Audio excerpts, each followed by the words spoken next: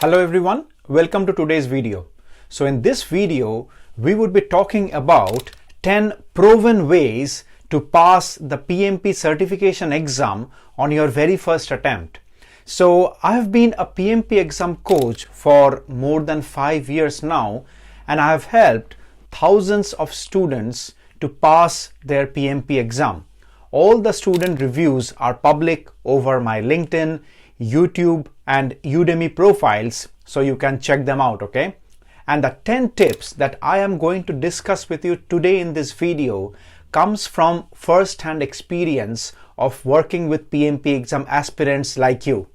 And moreover, the final tip number 10 is the most crucial because that is a mistake made by more than 99% of PMP exam candidates, and you can be one of them.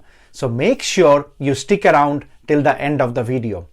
Right, so tip number 1, create a structured study plan with a realistic target exam date with some few milestones in between, okay? And the reason why I say that is because preparing for the PMP exam without a structured plan can lead to procrastination, studying long hours without getting anything out of it, and thereby a lack of focus and finally demotivation. So to stay on track, set a realistic target exam date, ideally within 3 to 4 months, okay? And avoid stretching beyond 6 months to maintain the momentum. I mean, it's really no point trying to get your name in the Guinness Book of World Records for passing the PMP exam in 7 days or let's say 14 days, right? I mean, nobody cares, okay? The only thing that matters is how you have used the entire certification journey to build your capability as a project manager. Hence, break down the syllabus into smaller manageable sections, which might be some of the milestones that we were initially discussing, and set mini goals for each week or each month. A structured plan should include dedicated time for studying the core concepts, practicing questions, and revisiting the weak areas. Setting clear milestones helps to track progress, it boosts motivation, and prevents last-minute cramming, okay, which is essentially counterintuitive. Now, if you have been part of my 35 PDU masterclass for the PMP exam preparation on Udemy, you know that I have provided detailed lectures and templates on how to prepare a study plan.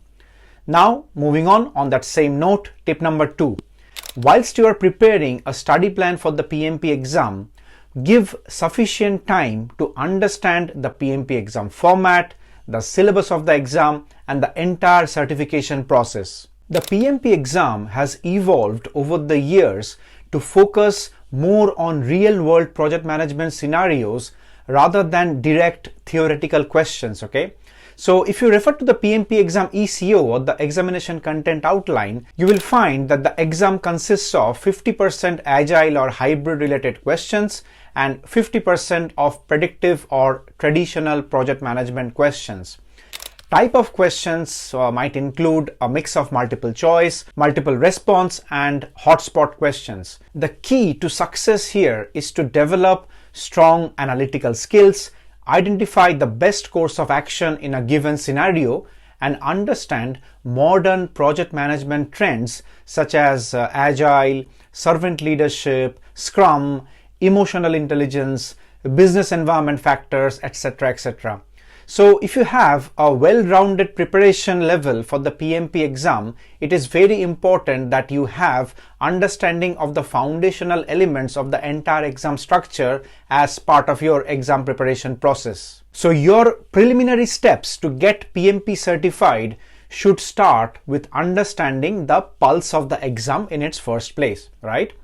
Okay, so moving on, tip number 3. Build a solid foundational understanding of core project management concepts before starting with practice questions whilst you are preparing for your PMP exam. Now, I am debunking a very common myth here, guys, okay? Jumping straight into practice questions without understanding the fundamentals of project management can be quite counterproductive. it may lead to confusion and create a false sense of progress and will definitely increase your entire preparation time, okay? Instead, please start with a comprehensive project management course. Textbooks such as 𝐒𝐓𝐀 or Andy Crow are good to learn the basic concepts, terminologies, and their practical applications. These books do present concepts in an easy to understand format, supplemented with examples. Okay, so this is not a promotional reference. I genuinely do feel that these books are good. Okay. Alternatively, you can check out my project management basics course on Udemy. Now, of course, this is a bit of a shameless plug, okay? But again, it is my job as an instructor to make you aware of all the available options that you might explore. But at the end of the day, the decision will lie with you. But whichever option you choose, once you have built a strong foundation on project management, you can then refer to the PMBOK 7th edition, process group practice guide, etc., etc. to internalize the core concepts and then answer the practice questions more effectively. Okay. Next, tip number 4. Thoroughly study the primary PMP exam standards. For example, the PMBOK 7th edition, the AGILE practice guide, and the process group practice guide. The PMP exam is based on the PMI examination content outline, or the ECO, okay, as we have discussed multiple times on this channel. And the key references of the PMP exam include the PMBOK 7th edition, the AGILE practice guide, and the process group practice guide. These resources outline the best practices, the best terminologies, and the frameworks used in project management, which should be a key learning area for you as a PMP certified project manager. Moreover, understanding these guides will help you align your preparation with the exam structure. Many exam questions require applying knowledge from multiple sources, okay? So a thorough study of these standards is very crucial for your success. Do not think that studying these practice guides are a waste of time, because they directly come from PMI, who are the custodians of the PMP certification, okay? Right. So moving on that same note, tip number 5. Do not start your preparation directly with the PMBOK 7th edition. Now, please understand this, guys, okay? Because a lot of new PMP exam aspirants often commit this mistake. The PMBOK guide is a reference standard, okay? It's not a beginner-friendly textbook. It provides a high-level overview of project management principles, but it really lacks explanatory details with real-world examples. So if you start your preparation with the PMBOK guide, it can feel a bit overwhelming, especially for those who are unfamiliar with the PMI's terminology. Instead, you have to begin with a well-structured PMP exam preparation book or an online course that explains the concepts step by step. Once you have a solid understanding, you can use the PMBOK guide as a reference to reinforce and validate your knowledge. Okay. Now moving on, tip number 6. Actively correlate PMP exam theory and concepts with your own professional experience. Now please be mindful of this, guys, okay? Rote memorization alone won't help in passing the PMP exam, as the questions in the PMP exam are designed to test real-world application. The best way to retain PMP concepts is to relate them to your professional experience as a project manager. Consider how PMP principles such as risk management, stakeholder engagement, stand-ups, or let's say retrospectives, etc., apply in your current or past projects. Connecting theoretical knowledge with practical scenarios not only makes learning easier, but also improves your ability to answer situational questions in the PMP exam confidently. Right, moving on, tip number 7. Focus on the quality of practice questions and mock exams over quantity. Now, it's a common misconception that solving thousands of questions guarantees success in the PMP exam, because the more you practice, the better you get, isn't it? Well, it's not really true, okay?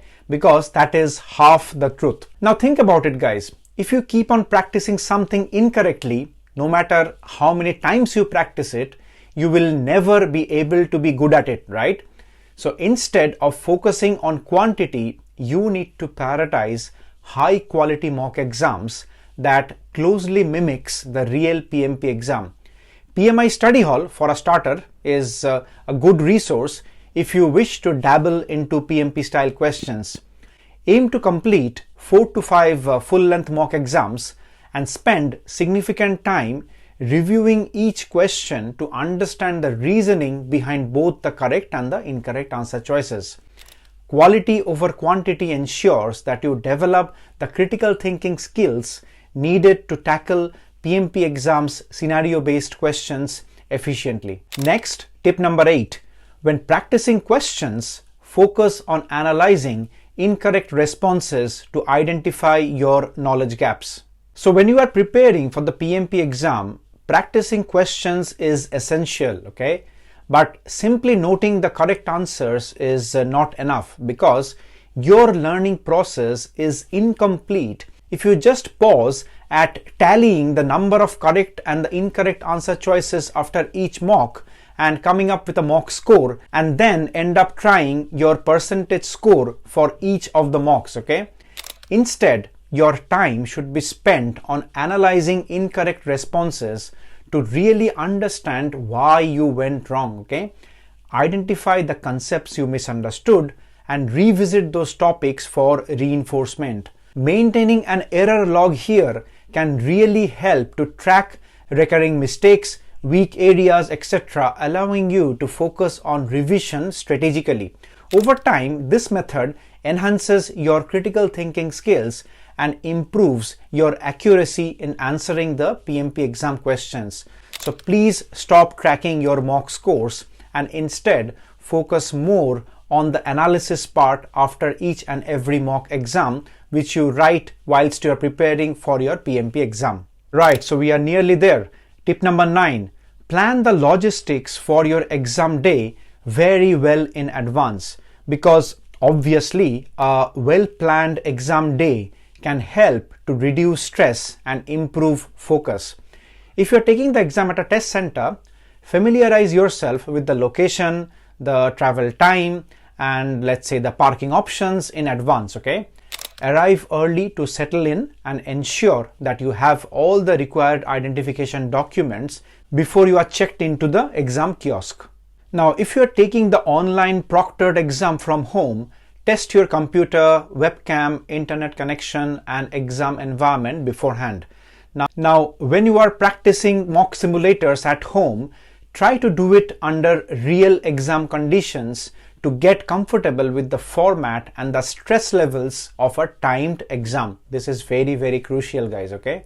Now, going a step back, I always recommend candidates to write the PMP exam from a test center rather than from home. I have made a very detailed video on this topic already, and I would recommend that you watch it after this one. And finally, the last and the most important one, tip number 10. Be very clear on the expectations from becoming a PMP certified project manager. Now, what do I really mean by that, guys? See, certifications in your career does two things, okay? Number one, they provide you with the required knowledge, because without that knowledge, you will not be able to apply those best practices in your actual real life scenarios as a project manager, right? And number two, certifications provide you with maximizing the chances to be shortlisted for an interview. So let's say if you have a CAPM or a PMI-ACP or Prince2 or PMP certification, the chances of your CV getting shortlisted for an interview increases exponentially, okay? But here is the word of caution, guys, okay?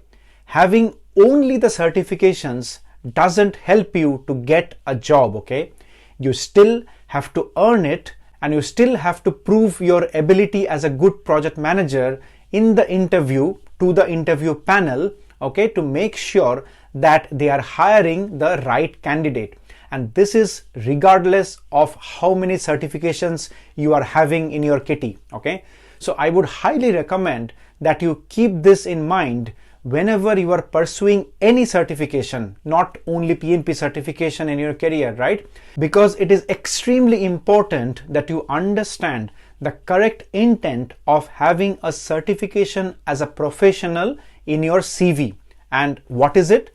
The role of a certification is to substantiate, okay? I repeat my words, substantiate or support your ability as a great project manager rather than a proxy of your ability to be a great project manager, okay?